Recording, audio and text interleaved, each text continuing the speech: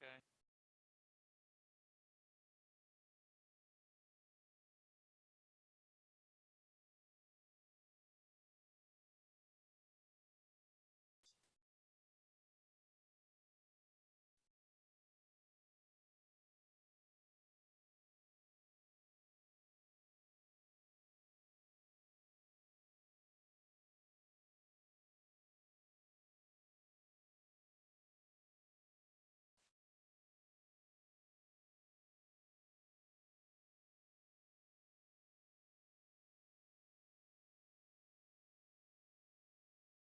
Can folks hear me okay?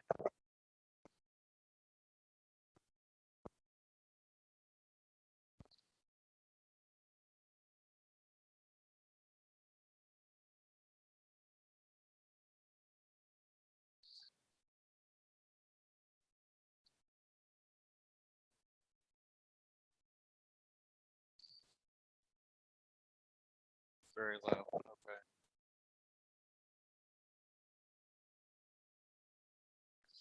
Last time it was too high.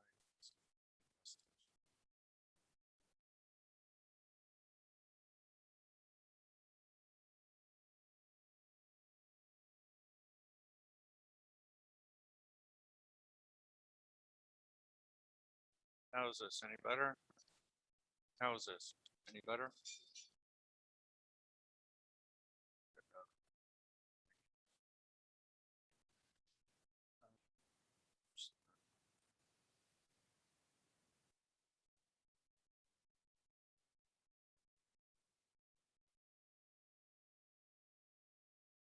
Okay, now people see the screen and you hear me. Good. Okay, great. Okay, and it looks like it's time. So let's go ahead and get started. Welcome to the Statistics Solutions webinar on Chapter 1, the introduction. We do have a support person on with us, so who can answer kind of non-content related questions as we go through. If you do have questions about the content as we proceed, you can ask, but I will get to them at the end. Everybody will also receive a copy of the PowerPoint, including the slides and the audio component. And also the slides at the end will have all of our contact information, phone numbers, website for if you want to explore more what we offer. Okay, so let's go ahead and get started. So yeah, this is the chapter 1, the introduction.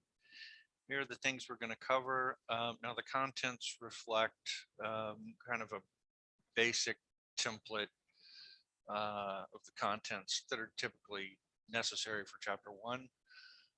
I always tell people to get the particular template from your school if your school has one, because there may be some particularities between schools. Sometimes the organization of the sections is different, or they may call the sections slightly different things. So stick with your school's template if they have one. If they don't, this serves as a general template because the features are fairly common. Okay, these are the sections and what we'll be covering. So the introduction to the introduction chapter, and a good way to think of the overall chapter in general is it's like the blueprint for your study. It lays out what you're going to be doing, your topic, why you're going to be doing it, the research problem, and how you're going to be doing it, which is the methodology. Okay, it lays those things out. Now you're going to cover those things in more depth in later chapters. But this gets everything down where your reader knows, the answers to these questions. Chapter 2, then of course, is the literature review, usually where you talk more about the research that's been conducted on your topic and how it relates to your topic. Chapter 3 is usually the methodology, which lays out in depth the methods that you're going to use. Chapter 4 is usually the results. Chapter 5, discussion of the results. So chapter 1 is the blueprint. So at the introduction of chapter 1, you just need to basically introduce your topic. And usually things are based on a problem, usually some kind of social or organizational problem. Um, so you want to mention that, use some statistics or some kind of support evidence to get the reader's attention about the severity of the problem. If it's teacher attrition, um, mention that that's your topic, but then have something to back it up, and use a recent statistic. Don't use a statistic from 10 years ago, 12, 15 years ago. What may have been a problem then may not be a problem now, or certainly the numbers have changed. So something to support, to kind of anchor what it is the problem you're going to be looking at. Then you need to talk a little bit about the actual research problem, which is, we have a social or organizational problem. Then there's likely been research done on it. So what your study is about is the research problem drives the study, which means that we may have insufficient information on the topic. It may be from a certain point of view or using a certain approach. There's some kind of gap, or there's some kind of issue, excuse me, and the research, hence the need for your study. So what is that gap? What is the issue in the research that you're trying to get at? And again, this is just the introduction, so you're going to kind of be doing these things in broad strokes and kind of fleshing them out later in the chapter. State what is needed to address the research problem, which would be what your study is going to be doing. Maybe we need more research on something, or maybe we need research from a specific viewpoint, or specific type of study or research. So basically, you're introducing the topic, why it's necessary to conduct a study on it. At the end of the section, your reader should have a clear idea of what you're doing, right? It's just a kind of a typical introduction, but you're also introducing the study as a whole. The background section usually leads from the introduction, and this is a kind of a background, a little bit on the problem, the organization or social problem, but it's really more of a background on the research that's been conducted on the topic. So you get a little more, you have a little more room here than in the introduction. So where does the problem come from? You're going to have to use some historical material here, but you don't want to spend a lot of time in the past. Kind of give us, broad strokes where the problem kind of originated, where we are now. But also the point in this section is to review the background of the research. What have major trends? What have researchers tried? What have they looked at? What have they found? So it kind of catches the reader up to speed on, the things that the research that's been conducted on the topic. And so you want to end where are we now with the research? What has it shown us? What is it focused on? And then it leaves us with what still needs to be done, right? Which is what your study is designed to address. Researchers have focused on A, B, and C, but they haven't focused on D, which is what your study's going to do. So you end kind of where the gap is, or where the research problem is, that section.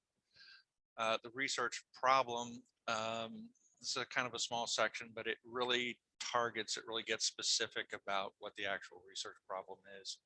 Transitions from background. Look at examples from your school also, in areas that are close to yours, because you can go to webinars, you can read, you can listen to your chair, give you advice and tips about these things, but sometimes it really helps when you sit down to write if you have an example at hand. So the research problem, yeah, it's really more targeted and really focuses on up to speed, really what the current research problem is, not so much the background. You did that in the previous section. So specifically states the problem, specifically states that your study is designed to address the research problem, and kind of gives us a targeted overview of where the research has been. Okay, next comes the purpose. And there's some specific language that you need to use for the purpose statement itself. And I've given you examples here. So you can start off the purpose section with the purpose statement, which basically follows this recipe. The purpose of this approach design. So for example, the purpose of this quantitative correlational study is to examine, explore, investigate. Typically words like examine, investigate, analyze are associated with quantitative studies. Words like explore are typically associated with qualitative studies. And then you would have your variables or your concepts, what you're exploring or examining in whatever your sample or your setting is, the specifics of your sample and your setting. So you can see the examples I have there. We'll just take the qualitative one. The purpose of this generic qualitative study approach design is to explore the challenges of African American women as they advance to positions as university presidents in, and this would be your sample, 10 African American women at 3 Northeastern universities, or something like that, whatever happens to be specific to your study. And that would be your purpose statement. The rest of the purpose, follow your template. You usually may involve a little more information about your specific variables, maybe the scales that you're using to measure those variables. But again, follow the template. This is about a paragraph long, so it's not that long section.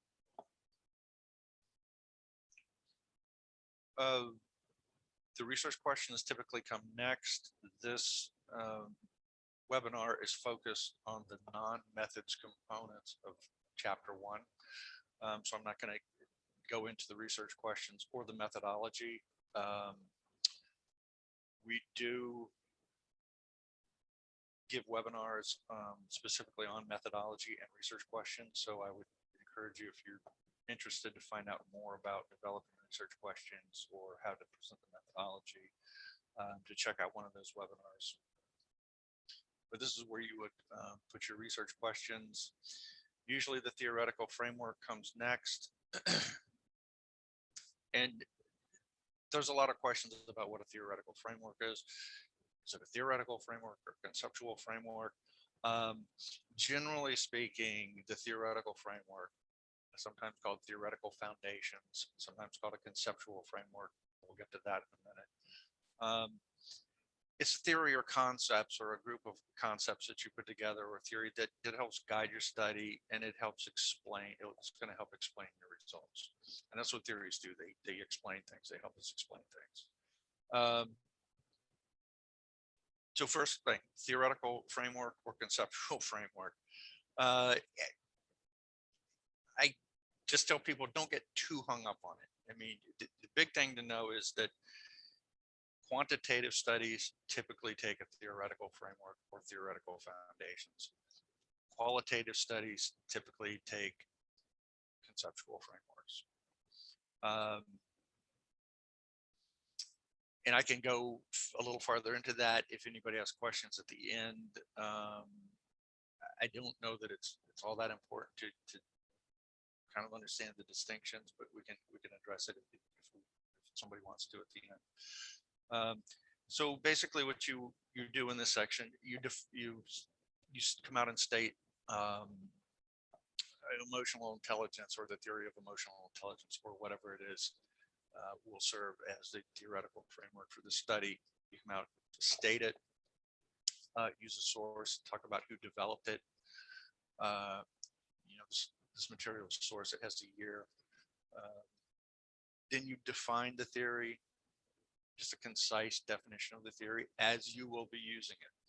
This is not a discussion of definitions. This is, there's 3 different definitions of your theory. It's the one that you're going to be using. You define any related components. Theories sometimes have components or parts to them. Anything that's related and relates to your study, you want to define that as well. A little bit of talk about what researchers have used the theory for. What have they used it in the research to help explain? And really the big part is how it connects to your study too. Like how is it going to work in your study to explain what you're doing? And this is a really good example of a section that you would want to look at an example at somebody who's already done it, how they've handled the section, to see exactly kind of how people have handled it, what's required. Again, it's one of these things you can kind of hear the words and hear people talk about it and kind of get it in your mind, and then when you sit down to write and do it, it's a little more. So that's where an example would help. Usually after this, a section called Nature of the Study, or where you talk about the study design. Again, I'm not a methods person, so I'm going to leave this section alone. We do run webinars on these, specifically on study design and methodology. So check out one of those for more on that. Next, usually have a section where you're defining your variables and your major concepts of your study. That's usually called definitions or definitions of terms in the study.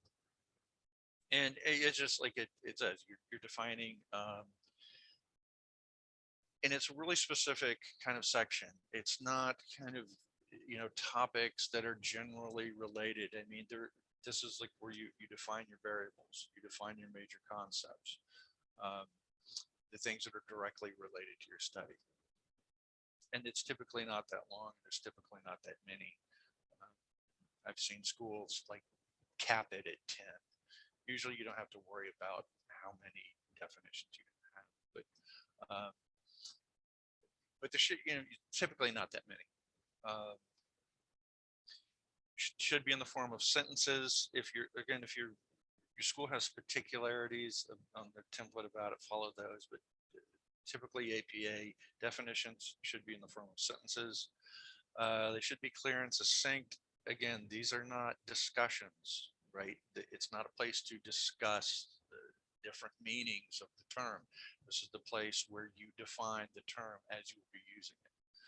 Okay, so definitions clear and succinct. Usually one sentence, sometimes 2. So you don't need to go on and on. Such and such will refer to. Use that language. Such and such refers to. Such and such is. Such and such is defined as.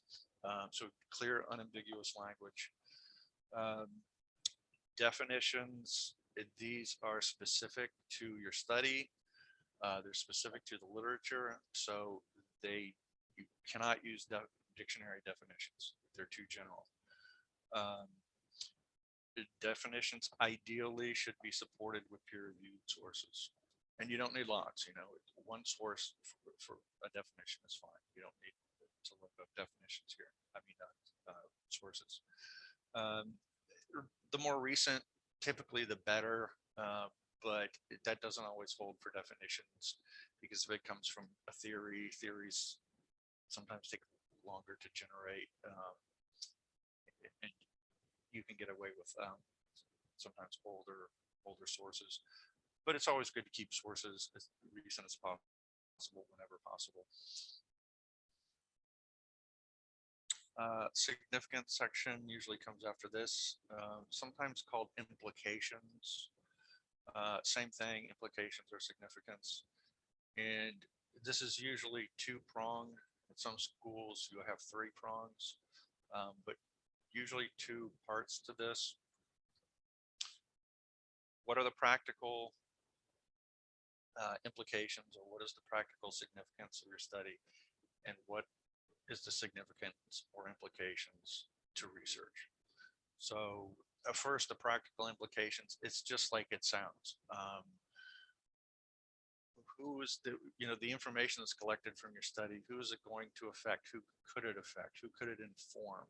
People at the level of practice. If it's an education study, what might your findings mean for teachers? What might they mean for administrators? What might your findings mean for students? So who are the findings going to affect? Who can it inform? Who can it give like practical knowledge to about what they do? The other part is implications for research. So what is this going to tell the research community about the topic? Potentially, of course, at this point, you don't know exactly. But what does it have the potential to tell the research community? How to inform us about the theory, the conversations about the theory, the conversations about the topic in the research. How can it affect or have significance to the research? Or as I said, how to add to our understanding of the topic is maybe a better way to contribute to the research. I know Walden, I don't think any other schools, Walden they want a third part to this, which is significance to positive social change. And it's usually, that's not very long. It's just kind of a nod to how it will lead to positive social change in the future. And usually it's, by improving something, it usually will lead to kind of, better grades, which can lead to, better jobs and better well-being, or so usually there's a kind of pretty natural tie-in to improving something, getting information on improving something that will lead to having better lives, or being more well-educated. But again, that's the social change aspect, which is only required, as far as I know, from my school.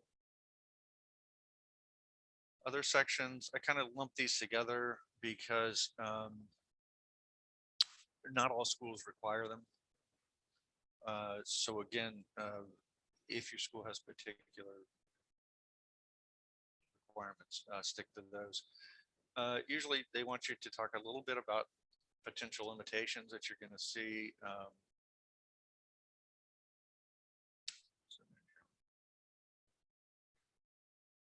Right, potential limitations that may occur in your study, and what limitations are their weaknesses or shortcomings that that can affect your results.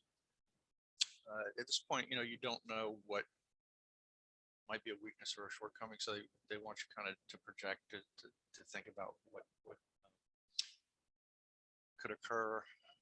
So looking forward, I mean, sometimes for quantitative studies, you may not be able to get all enough participants, for statistical certainty. Sometimes some populations are difficult to get access to. So there might be potential barriers like that. For qualitative studies, researcher bias is always a potential issue. So they want you to kind of mention it and talk briefly about ways you might try to mitigate researcher bias. And there's ways to do that. There's certain ways to do that you want to look into. But so mention things like that.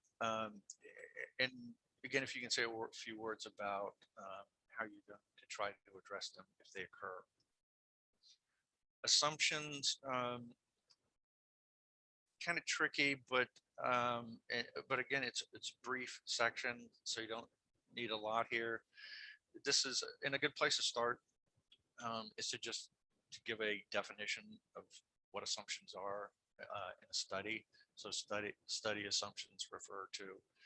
Usually what these are things that you have to assume them, and they're kind of, you have to take them for granted because you don't have any control over them. So for example, a typical assumption is that your participants are going to be honest with you, that they're going to take, you know, the study seriously and answer honestly to the best of their ability. So you don't have any control over that. You just have to assume that that's going to be so. Another section, again, a small section, sometimes it's called delimitations, which is actually kind of confusing because people, limitations, aren't they the same? So it helps for me to think about the section scope. It's really, so think about looking through a scope, a periscope or a telescope. It's what is in the view, right? What are you going to be focusing on? It's like the boundaries of your study. And then the stuff that you can't see is the stuff that's excluded. So if you're doing an education study, on curriculum design or something, you need to just say you're just going to focus on students. On teachers and not on administrators. So it includes, your topic, but also your participants, the setting. So it kind of sounds a lot like kind of just restating those things. These are the participants. This is the topic. This is the focus. This is the scope. Again, for these especially, I would suggest, get a hold of an example and see what people have put for these, because that's generally the idea. And the summary, and just, it's a typical summary, recap the major points of the chapter.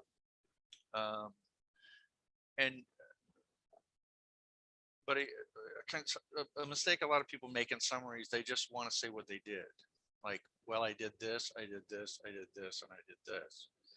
This is not really a summary. I mean, recapping the major points of the chapter shows you, okay, here's what the problem was. Here's what people have done to address the problem. Here's what I'm going to do. It's a little different than kind of listing what you did. Remind the reader of your research problem and why it's important to conduct your study. And you can end by transitioning to the next chapter. And that's it, kind of the chapter one in a nutshell. Again, think of it as the blueprint for your study. It's the what, why, and how blueprint. I'll put this on, and I think I have a couple of questions here.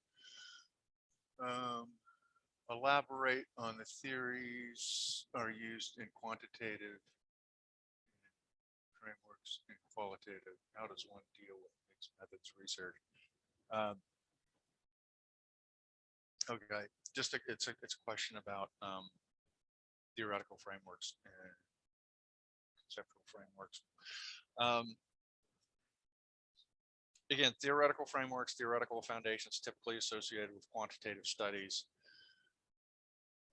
Conceptual frameworks typically associated with qualitative studies. Why? I mean, I can give you the kind of the quick version. Theories, let me, and how do we deal with mixed research? Usually, theories, for quantitative studies, you usually use an instrument or a tool to ask survey questions. And so these things, these questionnaires and these instruments and tools are usually based on a theory, right? So if you're measuring transformational leadership, it's based, your MLQ, the multi-factor leadership questionnaire is just one. There's many. It's going to be based on certain theories of leadership. So because these tools have theoretical foundations, you want to use the theory that your tool is based on.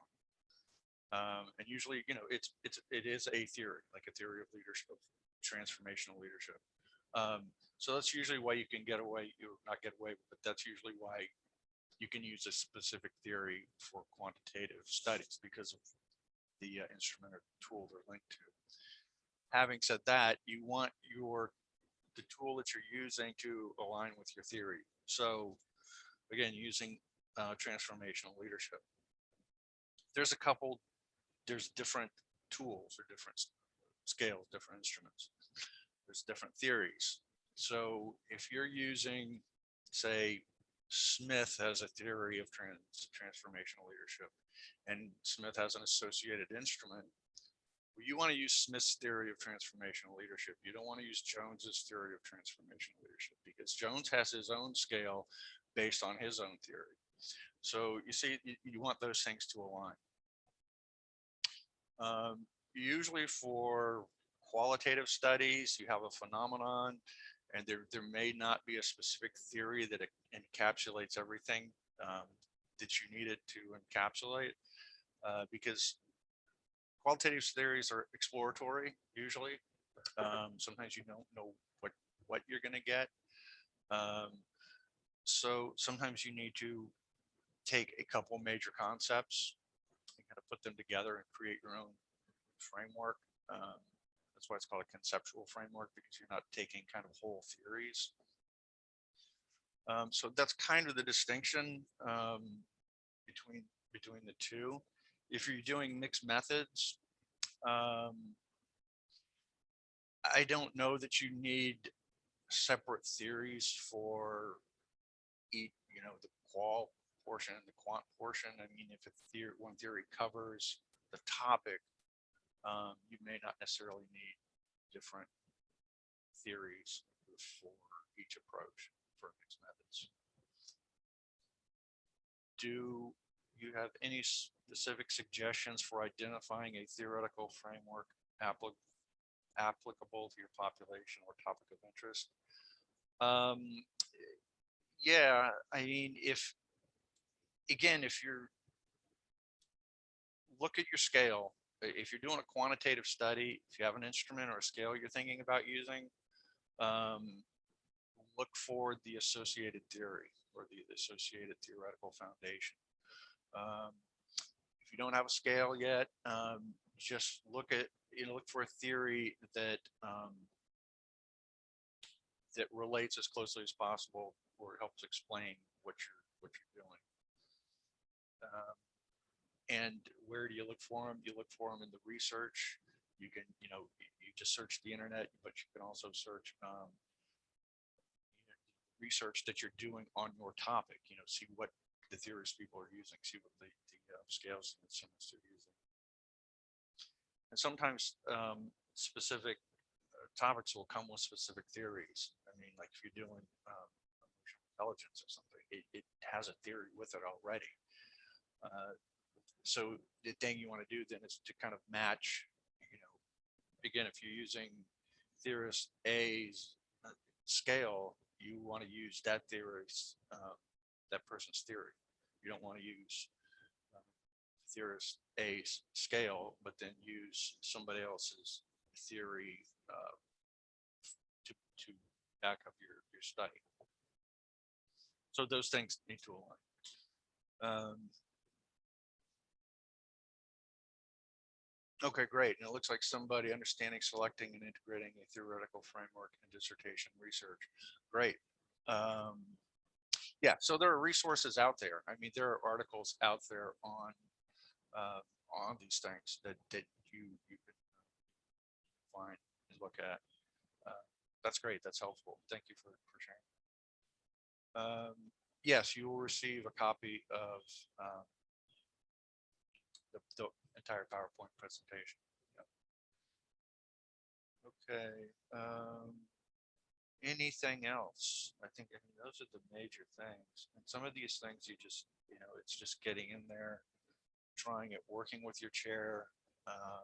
Because of course, it's like anything else you've never done before. You're going to have questions, and you're also going to not, more than questions, you're going to start working and you're not going to be sure whether you're on the right track or not. And that's where just kind of working closely with your chair.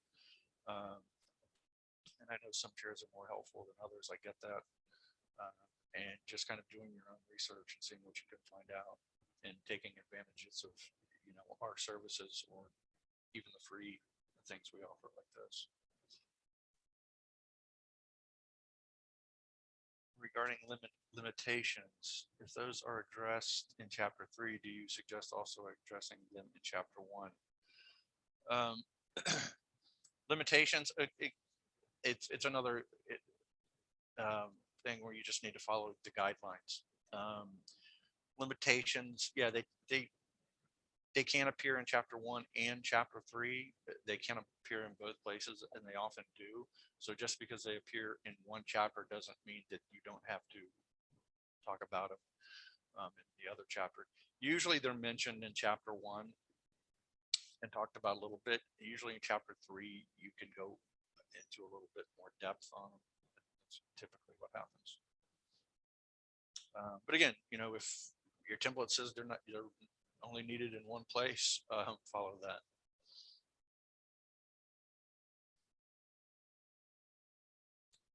Okay, anything else?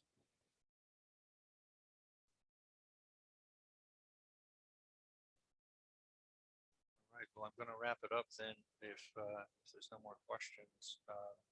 I thank you for coming and to seeing, see what other webinars we offer, and if something appeals to you, think you need. Oh, you're welcome. Okay. All right. Have a great day, everybody. Stay safe, and talk to you next time.